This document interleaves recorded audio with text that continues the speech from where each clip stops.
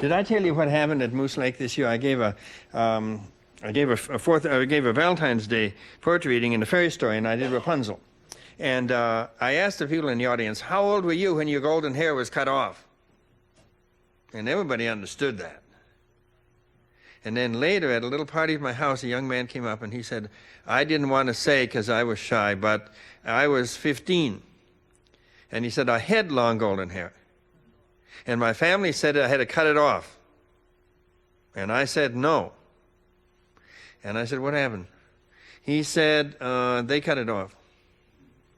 They cut it off, all right. And he said, I was there weeping and beating my fists on the floor. And my grandfather came in. And he saw immediately what had happened. They lived in Long Island. And he said, you know what he did? I said, no, what did he do? He took me out to the ocean. And he said, you see this ocean? This is yours. Whether you have long hair or short hair, this ocean is going to be here for you. And he said, you know, I was right. I went away. He was right. I went away about 4 years. I came back. Boom. It was really there. He'd given it to me. That's unbelievable grandfather stuff, isn't it? Yeah. That's something the father could not do. Yeah. Couldn't do it. Fathers are hair cutters, man.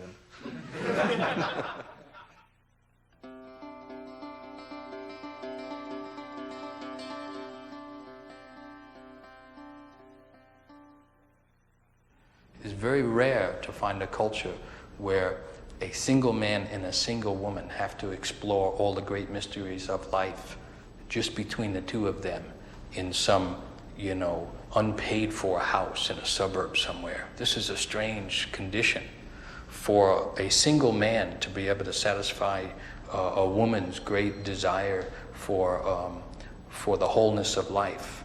It is impossible, and it's impossible the other way around. If a man has other men to step back into being with, it's less likely that he's going to do the wrong thing or be harmful to that woman. The stakes are not so great. It's not, this is my only chance to get some kind of feeling connection. This is my only chance to get love. This is my only chance to be in relation. If men are with men, then if something's going wrong, the man can say, I think I better go be with the men. I think I better go get held there for a while. I think I better go stand and do that, or else go have some activity with the men.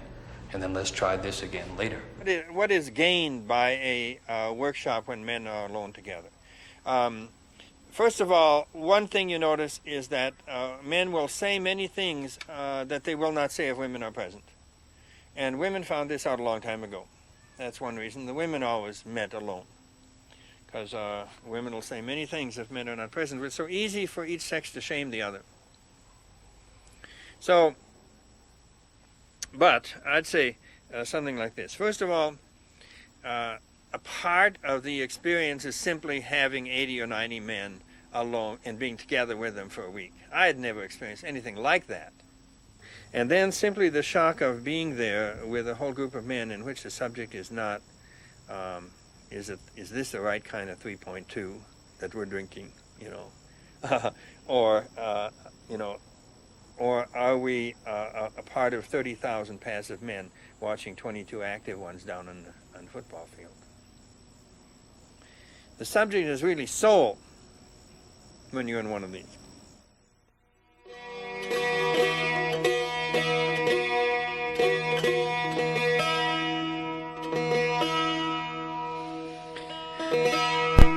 Michael has asked me to do this poem by Antonio Machado.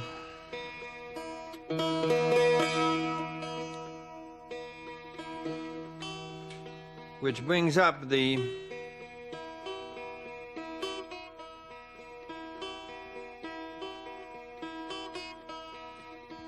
thing that's often mentioned in ancient life, the connection that men have with grief.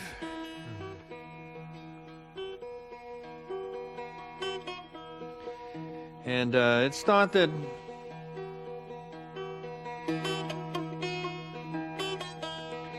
men have connections with grief because of the relationships with their fathers and with their mothers and with the world, and simply the grief of having to leave your house at a certain age.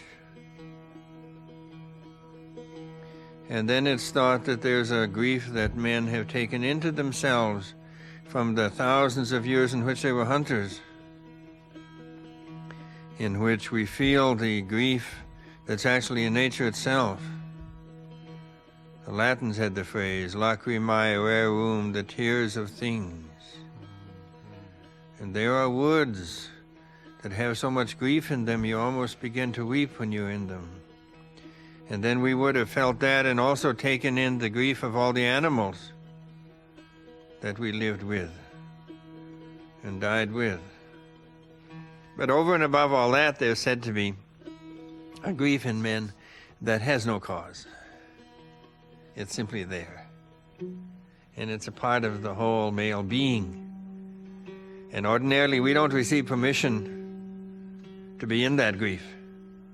In fact, early on, many of us were appointed to be the cheerful ones in the household. And you know, boys are not allowed to feel pain. You're supposed to have a stiff upper lip. Well, pain and grief are close enough to each other, so that if you repress one, you probably repress the other. Well, Antonio Machado was a great poet, Spanish poet, and here's a poem of his that I love a lot.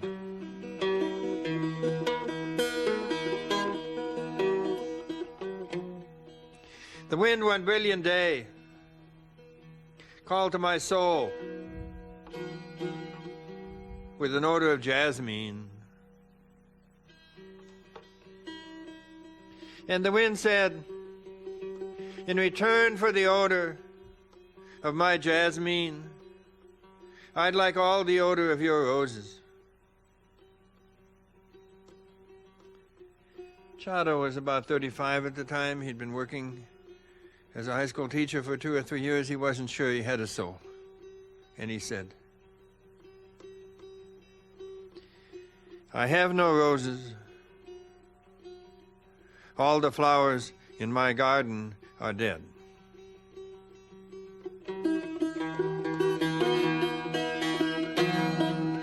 And then the wind said, well, then I'll take the yellow leaves, and I'll take the withered petals. And the wind left. And I wept. And I said to myself, what have you done with the garden that was entrusted to you?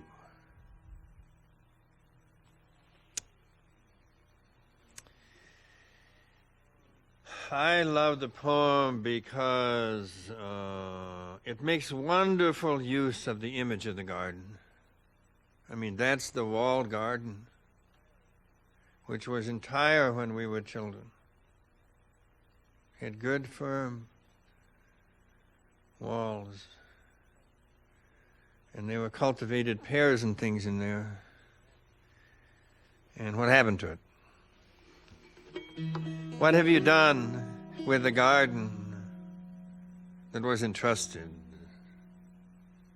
to you?